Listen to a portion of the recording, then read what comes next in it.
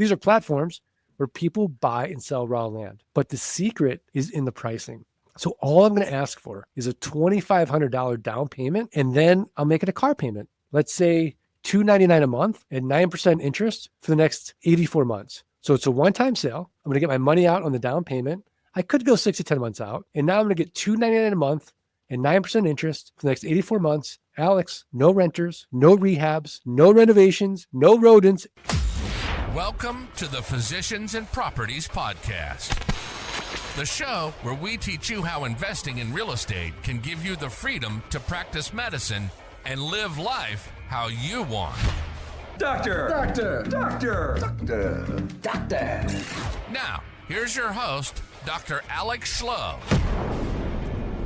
How would you like to make 100% to 700% return of investment on your capital? How you can create passive income without having to deal with toilets, tenants, termites, and minimal taxes? This episode of the podcast, the Physicians and Properties Podcast, is for you. Today, we had Mark Podolsky on the podcast. He is the Land Geek, and he is teaching us how you can create passive income through land investing without the traditional headaches that you have with real estate investing. This episode was incredible. After having this podcast recorded, I will say this is the latest shiny object that I have, because land investing is an incredible opportunity. In this podcast, we talk about how you can set up your land investing business to be almost foolproof, lead you to financial freedom, and be approximately 90% passive. So if you're looking for a potential side gig to provide the financial freedom to give you that freedom to practice medicine and live life how you want to, this episode of the Physicians and Properties Podcast is for you. If you don't mind, before we get started with the episode, do me a favor, leave a 5-star rating and review. And if you learned something from this episode, please share this episode with someone who can benefit from it. So without any further ado, let's get started with the Land Geek, Mark Podolsky.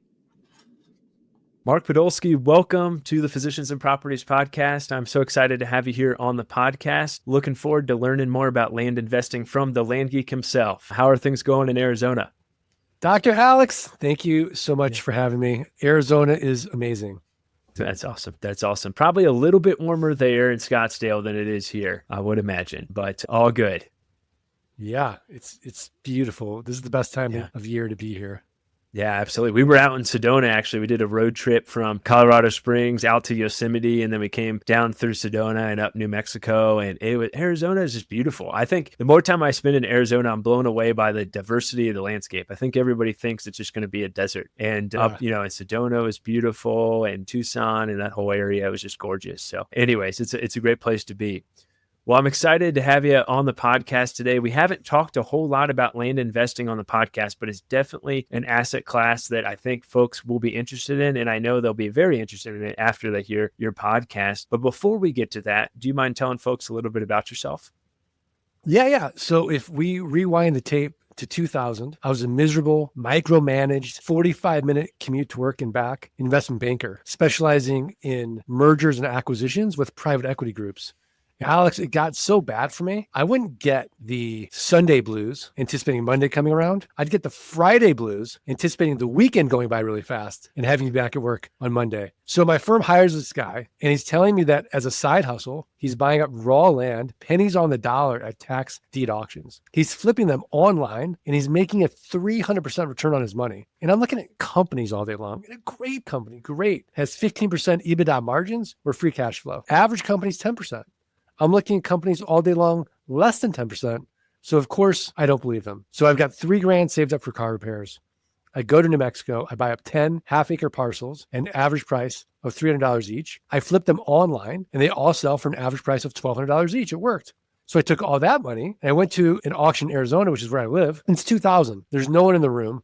I'm buying up lots and acreage for nothing. And I sell all that land, and I made over $90,000 cash. So I go to my wife, and she's pregnant. I said, honey, I'm going to quit my job and become a full-time land investor. And she said, absolutely not. So I said, okay. So it took 18 months for the land investing income to exceed the investment banking income. And then I quit. I've been doing it full-time ever since. I've done over 6,500 land deals and counting, and absolutely love it. That is awesome. That is awesome. Well, I'm glad that your wife supported you ultimately and that those land deals led to freedom from investment banking. I think a lot of us physicians and medical professionals can certainly relate to the Sunday scaries or even the weekend scaries. And so definitely relatable there. And of course, investment banking, I would imagine, makes a decent income and medicine does as well. And so what kind of led you to decide, hey, I'm going all in on this. I'm willing to get rid of those golden handcuffs. Land flipping, land investing is for me. Yeah, I mean, I really think it was just the combination of wanting total freedom and also at that time, this awareness that life is so fragile.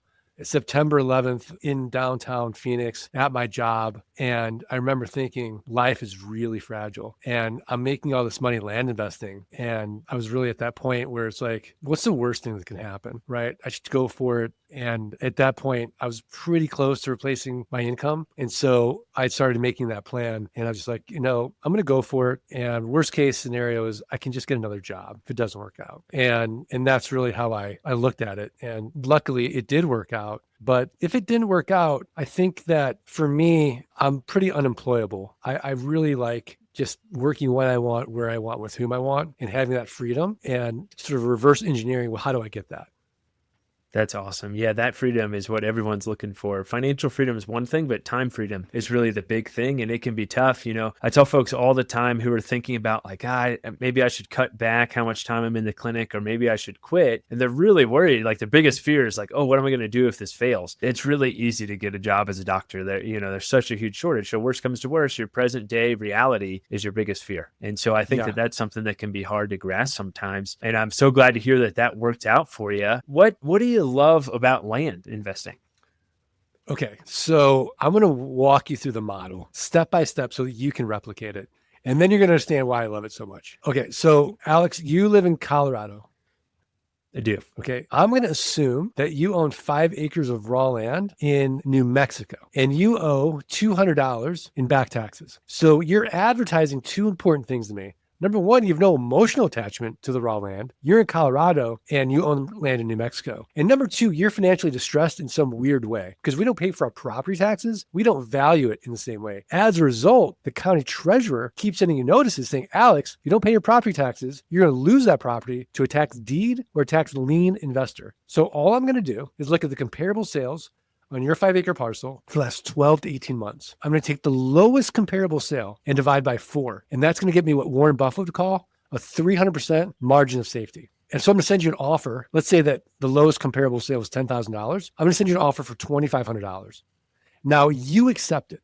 Why? Because for you, $2,500 is better than nothing.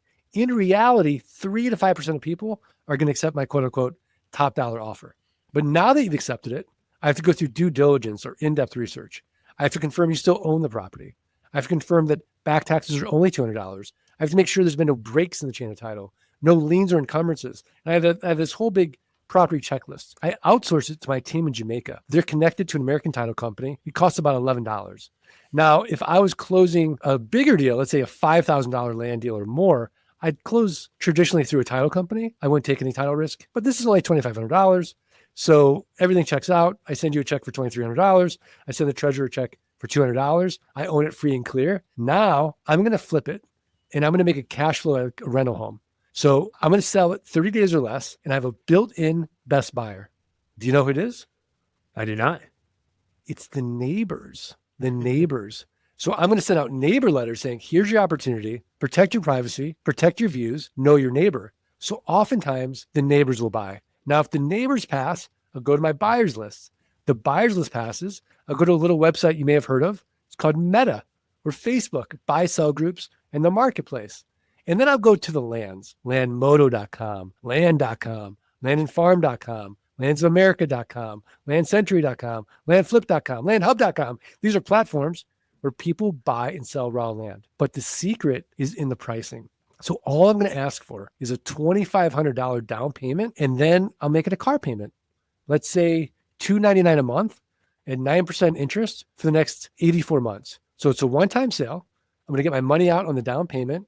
I could go 6 to 10 months out, and now I'm going to get $299 a month and 9% interest for the next 84 months. Alex, no renters, no rehabs, no renovations, no rodents. And because I'm not dealing with a tenant, I'm exempt from Dodd-Frank, RESPA, and the SAFE Act, all this owner's real estate legislation. So then it's a simple game. Can I create enough land notes where my passive income exceeds my fixed expenses? And now I'm working or I'm practicing medicine because I want to, not because I have to. Oh, Mark, I told you before this that I have shiny object syndrome, and land has been that shiny object syndrome lately. And you're making it sound really good, I must say. That is awesome. And thanks for going step by step through that process. The other thing you forgot to mention that there's none of is toilets, which that's everyone's fear in the real estate game, is having to go plunge a toilet at 1 a.m. That is awesome. How, if no tenants, no toilets, no trash. Yeah. Yep. No termites either. Yeah. All the termites T's you don't have to worry about, which is good stuff. If you're getting started and you're looking to find a market to buy land, are there specific market parameters or things that you're looking for in your market? Yeah, I mean, Alex, let's face it. Nobody wakes up and thinks to themselves, boy, I'd like some raw land today in Iowa, unless you live in Iowa.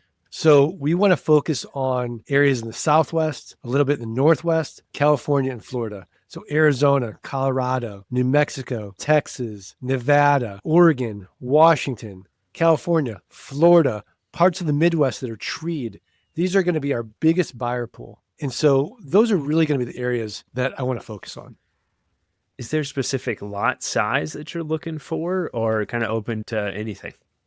Yeah. So if I'm buying any asset, 25, 30 cents on the dollar, I'm making my money on the buy. I'm really not particular about lot size. I just want to make sure there's a market.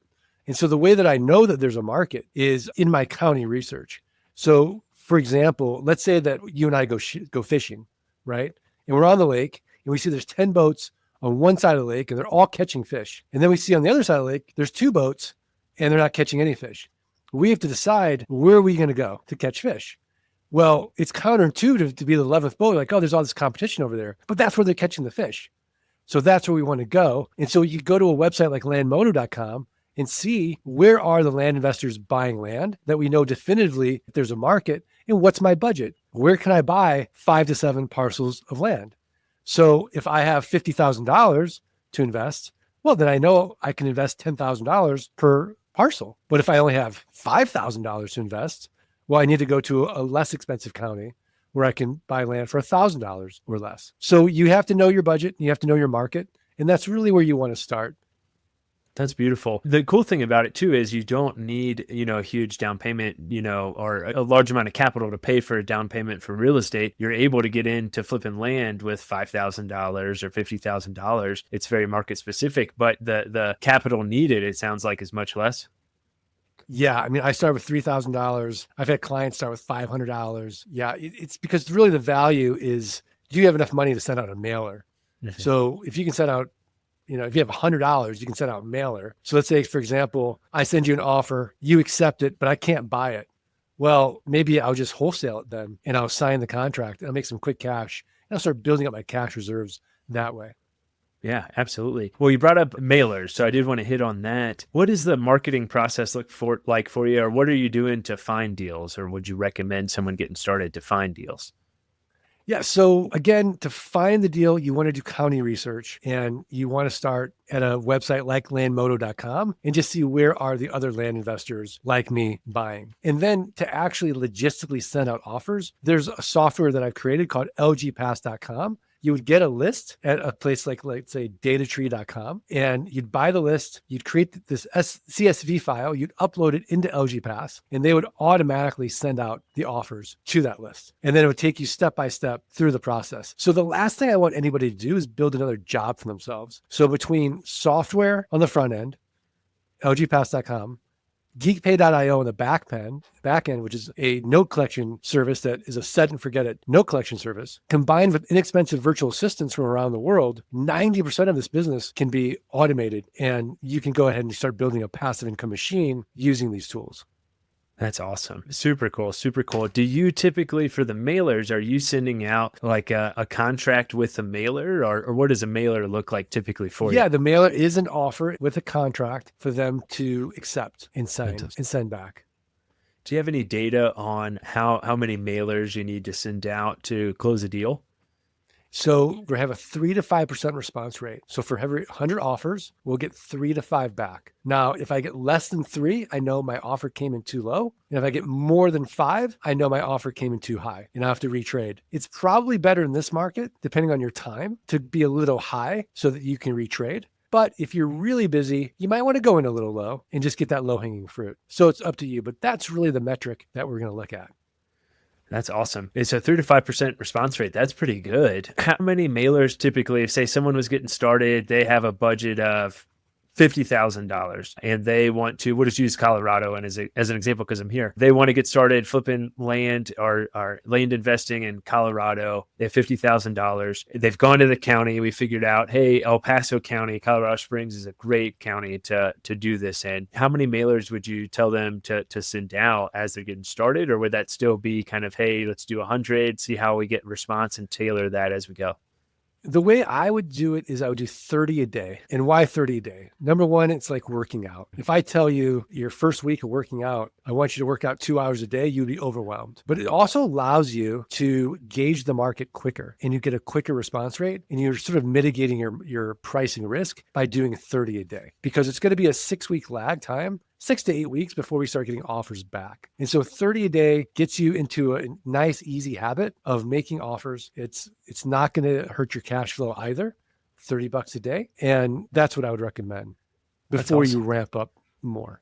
Yeah, absolutely. And that probably gives you time too to build up that VA team, get your systems working as you continue to scale up from that perspective. That's fantastic. Well, going back kind of to lot size and land characteristics, is there a specific type of land that you're looking for? Are you looking for something that's already got a driveway and easily able to be buildable, or that doesn't really matter as much? Or are you looking for something with utilities already, or just a combination of all the above?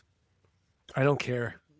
I want the asset 25, 30 cents on the dollar. Yeah. It could be totally vacant. It could have improvements. I don't care. Okay. Are you typically getting these perked to see what you could build on it, or not worth it? Nope, not worth it to me.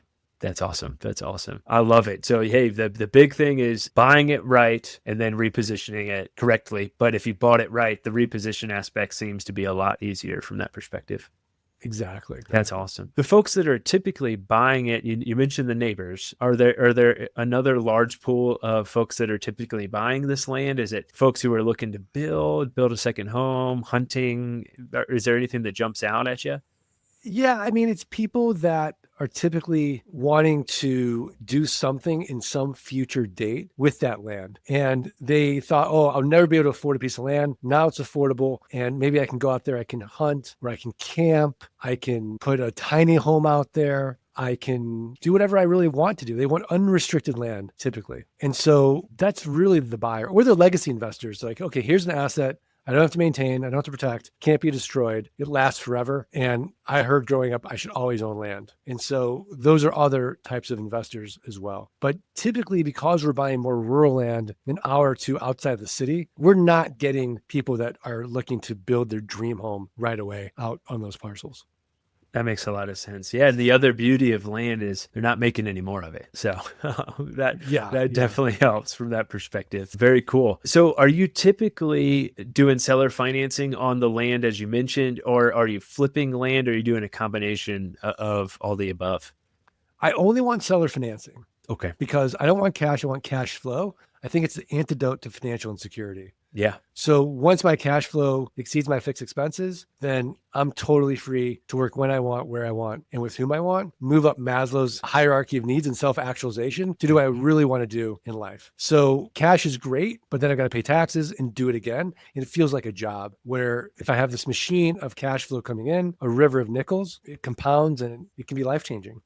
Yeah, absolutely. That is beautiful. Did you figure out for yourself, hey, there's a specific cash flow number I want to have, and then I've reached that freedom? And if you did do that or did not, what was it like when you finally realized, like, hey, I have that financial freedom. I have that time freedom to work when I want, where I want, with who I want. What was that moment like for you? Yeah, so it's an interesting thing. You'd think like I'd be so happy. The half-life of accomplishing a goal is really short. And so then at least for me, you kind of end up moving the goalposts. And I remember at some point, I remember like feeling just kind of empty. And I think the reason I felt that emptiness was it was more egoic. And then it was just this very sad, lonely, empty feeling. Like I reached this goal, now what? And I read this book by David Brooks called The Second Mountain. And the first mountain is more egoic, where we kind of do what your parents tell you to do, what culture tells you to do. You get it, you work hard in school, you get the good education, you get the good job, you get the nice house, you get the car, you go on the vacations, and you get to the top of the mountain if you're lucky, and you experience what I experienced. It's just this emptiness. And so you go on to the second mountain, and the second mountain is other focused. It's about vocation. It's about community. It's about your faith and spirituality. It's about love and intimacy. And so in your relationships. And so that second mountain is a harder mountain to climb, but it's way more fulfilling. And so I think that's the journey that I'm on now, is helping other people, because flipping land and selling that was great. It was great for me. It's great for my family, but there's nothing better for me when somebody tells me, hey, Mark, you changed my life by teaching me this land investing strategy. And I really feel like professionally, I could die at peace now because it's been enough people, but I want to free more people if I can. That's amazing. Yeah, I love thinking about it that way, the second mountain. I think about, here in Colorado, of course, we have the 14ers, and, everyone wants to climb the 14ers, the 14,000 foot peaks. And I feel like that's the same as in life. We get so wrapped up in getting to the summit and having that mountaintop moment. And we get to the top, we're like, well, this is beautiful, but like, what's next? What's that next mountain I'm going to climb? Instead of really taking time to turn around and look at how far you've climbed up that mountain and look at the view along the way. And that's really important to do that. So yeah, I love that. That is awesome. And what a cool way for you to just really change family trees and get people out of their jobs that they're burnt out on, and, be able to provide such a cool opportunity for them. So that's such a cool thing that you're doing with the Land Geek, and such a cool thing that real estate offers, the ability to get that freedom back. No, yeah, we're here for such an insultingly short period of time. You might as well enjoy it. Absolutely. Yeah, and it goes by fast, that's for sure. Yeah, well, that is awesome. Well, you mentioned that you typically have a team of VAs, and about 90% of this is automated. So I'm sure there's a lot of physicians whose ears perked up when you said 90% is automated, because time is not something that we have a lot of. What are some things that you've learned or that you look for when you're trying to find a VA to help you out with this process? Yeah, so there are companies out there right now that have trained virtual assistants in the land business. So there's landvaforyou.com, there's landmasters.us, there's parcelreview.com that'll do your due diligence. And even my company will, so I, basically like going back, like I want to help everyone along the economic spectrum. So if you have tons of time and no money, I'll give you free information. We've got tons of it. If you've got a good W-2 job and you want to get out of it and you've got time for a side hustle, then we have a done with you program. And if you're an accredited investor, we have a done for you program, and you just give us money and we'll do it for you. That's awesome. Yeah. What a cool way to kind of hit that whole, continuum of folks from that perspective. What do you see most commonly folks are wanting you to do or help out with in your business? Is it more accredited folks, or is it more the folks that are, bootstrapping it and working hard? They have the hustle, they have the knowledge, maybe they don't have the money to get started in land investing. Yeah, the people that I see more are going to be done with you people. They've got a really good job and they've got some time and they want to create this business for themselves and their family. Accredited investors, you're talking about the top 1% in the US. So they do come to me, but that's a very small pool of people. Yeah. And again, it's so cool, the accessibility of land, as we mentioned, and it's awesome that whole spectrum, really anyone, can do this, which is really awesome. You've built a really impressive business in terms of educational platform, podcasts, all these other businesses within businesses, a lot of vertical integration. How did you do that as you were going through your journey of land investing? Or how did you come to that realization of like, hey, I'm really onto something here. I can kind of build all of this out. How was that for you? Yeah, I just scratched my own itch. So I needed it for my own business. And then I thought, okay, if I'm building this for myself, I can help other people as well. And just did that. That's awesome. It was nothing more simple, really. Yeah.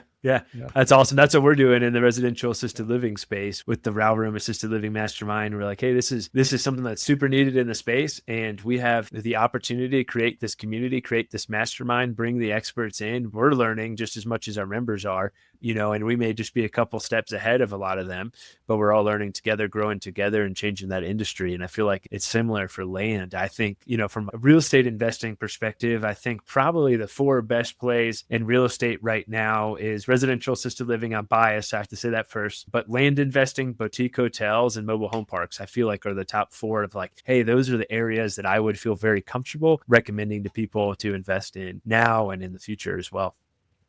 Yeah. I don't know much about the boutique hotels and residential assisted living, but mobile home parks and self-storage have the lowest default rates in the real estate niche. So those are great. And then, of course, with the demographics of aging, we're all going to end up in assisted living. So you might as well end up owning it, right? Yeah, exactly right. Yeah, there's an enormous shortage already. We're about 1 million beds short for assisted living, and that's only going to continue to grow as the baby boomers age. But anyways, let's get back to land, which is amazing. Do you mind sharing with the listeners a deal or two that was just a home run for you? Is there a deal that comes to mind, or a kind of a deal deep dive that we could do? Yeah, I mean, this is years ago when I first started. Again, I have this investment banking background. So I found a company that did a huge deal with the railroad. So Morgan Stanley, they had a group, they did a huge deal with the railroad. And then a public company came in and bought up all the land from Morgan Stanley for the mineral rights. And they had a bunch of land in their portfolio that they didn't want, they just wanted the mineral rights. So I came in and I said, okay, I'll buy up all this land, 640 acre parcels, there's sections of land, 1 square mile for $50 an acre. And they said, okay, great. And I flipped them for $500 an acre. And so on that one deal, I made over $5 million. Wow. That's amazing. Yeah, that's a home run. That was a home run deal. Yeah, that's awesome. What does a typical single or a double look like for your land investors or folks that you've worked with or yourself? Yeah, I mean, our average yield is 72%, which means we're going to double our money every year. Our average ROI on a cash flip is 300%, and on a terms deal is 800 to 1,200%. Whew. Can't get that anywhere else. No, you can't. I mean, it's an inefficient model. So that's the terrible thing. And the great thing about land is no one really knows the value. So it's not like you can go on Zillow and see all these comps. I mean, the comparables are all over the place. Yeah, absolutely. How the due diligence process, how much of due diligence are you typically doing when you get one of these contracts back from your direct mail? How much due diligence are you doing? And it sounds like really the VAs are doing the majority of it for you at this point, but what does that process look like from a due diligence perspective? So, it's just like anything that somebody would want to know for their property. So I want aerial maps. I want the plat map. I want the satellite map. I want to know what restrictions are. I want to know from planning and zoning. I want to know about the soil. I want to know the well depth. I want to know what the roads are like. I want to know what the neighbors are doing. I want to know how far we are from the nearest services. I want to know the GPS coordinates. So really, I want to get a full picture of that land. And then, of course, I want to make sure that I'm not buying in an area that could be a super fun site. So we'll double check it like EPA.gov. Now, we're not buying in areas that are industrial or manufacturing areas like in Ohio or Pennsylvania, New Jersey. But even still, just to double check, I want to know what's going on from an environmental impact standpoint as well. And I just want to know the story about the land and what you can do on it, what you can't do on it, and then tell that story to someone else, get them excited about making that investment. That's fantastic. In terms of the seller finance, you mentioned that geekpay.io is a note service that you have, or note servicing company that you have wrapped up in the Land Geek enterprise, I guess, which is awesome. What does that look like typically? Are folks typically paying every month? Do you have much default, or are folks who aren't paying back on the notes? Yeah, so we use a purchase sale agreement, a promissory note, and a land sale contract. So land sale contract says, while you're making payments, if you go into default, you get 30 days to cure your default. If you don't cure your default, then we keep your down payment, we keep your monthly payments, we resell that property. And so what happens is about 10 to 12% of the time, because we don't do credit checks, is that somebody defaults, they've lowered our cost basis, we resell that property, and we increase our ROI. Man, that's awesome. And do you always do your down payment typically the purchase price of the land, or does it just depend based off parcel size and the purchase price? It just depends on the parcel size, purchase price, economy. Okay. So ideally, I'll get my money out on the down payment, but I could go 6 to 10 months out and the numbers still work. Awesome. Have you seen, what are some common pitfalls or things that you've seen, deals that have gone bad? What are some of those that you've seen, or what are things to look out for from that perspective? Well, you certainly don't want to overpay. You want to know what you're doing. I'd say our biggest newbie mistake is fear. So what happens is they buy a piece of property and then they stop deal flow. And again, remember, it's 6 to 8 weeks before you get your next deal. So then they're like, okay, one in, one out. And then they sell the property. I mean, I've done this over 6,500 times. I've never been stuck with a piece of raw land. They all sell, and there's a pig for every barn. So even something that you think would never sell, I mean, it's crazy. They all sell at the right price. So that's sort of the biggest newbie mistake is fear and stopping deal flow. Now you're a chicken company with no chicken. Mm-hmm. That makes a lot of sense. Andrew, my brother, if you're listening to this, does that sound familiar? Because my he's flipping land, and they did the same thing. They sent out a bunch of mailers. They got a few contracts back. They bought a few, flipped a few, and then they're like, oh man, we're not getting any deals. And they hadn't sent out new mailers and hadn't continued to send those mailers out. So I was really hoping that you said that. So if he's listening, he'll feel that realization there for sure. Mark, that is awesome. Are there any other tips, tricks, anything you'd recommend to folks just getting started? And then of course, please, we want to talk about your book, Dirt Rich, and how you wrote that and those sorts of things as well. I mean, I think when you're first getting started, you need to have a beginner's mind. I think when you're a physician and you're used to having mastery and now you're going to go into something, you got to embrace the suck. And there's this great Zig Ziglar quote, if you'll do for the next 3 to 5 years what other people won't do, you'll be able to do for the rest of your life what other people can't do. And so to have that grit, to have that resilience, to embrace the suck in doing something new, I think is really important for mastery, and not just in the land business, but any business really. So that would be my biggest tip or trick. That's great advice. Yeah. We've, as physicians, embraced a lot of suck. But I will say a lot of us are really analytical. We want to have all the facts and we want to really understand everything before we're willing to take that leap. And sometimes, we just have to be willing to take imperfect action and just get started and trust like, hey, Mark's done 6,500 of these deals and it's worked out. It's probably going to work out for me too. Absolutely. Yeah. Absolutely. That's awesome. Well, let's talk about the book, Dirt Rich and Land Geek. How can folks get the book if they're interested in reading that? And how can they work with you or learn more about the Land Geek and everything that you guys offer? Yeah. So I would say for the book, I've got a link for your listeners to get the book for free, just pay shipping. And that's a great place to hear my story and go a little bit deeper into the model that we discussed. Dirt Rich 2 just came out, which would be more advanced. It's the plot thickens, how to scale your land business without skipping a beat. And then just to go to thelandgeek.com and start there and see if this model resonates with you. That's awesome. Well, I will definitely be getting the book here soon, and I'm really excited to read that Dirt Rich and then Dirt Rich 2 after that. Is Dirt Rich 2, are you able to get that on your website, or is it on Amazon, or what's the best place to get We haven't launched it yet. It's okay. Just kind of went on Amazon. So if you want to wait, get Dirt Rich first and then wait for our launch. Sounds good. Well, that is awesome, Mark. Well, we'll be sure to include all the links to those in the show notes. Thanks so much for coming on the podcast. Thanks for sharing your book. Totally free. I really appreciate your time. Thanks, Dr. Alex. I appreciate you, brother. Absolutely. Absolutely. Well, with that, it has been Dr. Alex Schloe and Mark Podolsky. I just butchered your last name. I apologize. We talked about this before the podcast. Dr. Alex Schloe and Mark Podolsky with the Physicians and Properties podcast, signing off. Hey, real quick, if you're still listening to this, I'm assuming you got value from it. So I need your help specifically. My 2-year vision with this podcast is to help 100,000 physicians learn how investing in real estate can give you the freedom to practice medicine and live life how you want. There are 2 main ways that a podcast grows. One is through ratings and reviews, and the other is word of mouth.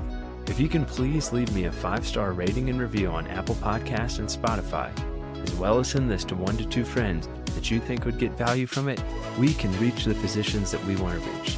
Thanks in advance, and talk to you on the next episode. Please note that the information shared on this podcast is for informational purposes only and should not be considered financial or medical advice. The views expressed on this podcast are those of the host and the guest and do not necessarily reflect the views of the Department of Defense or the United States Air Force.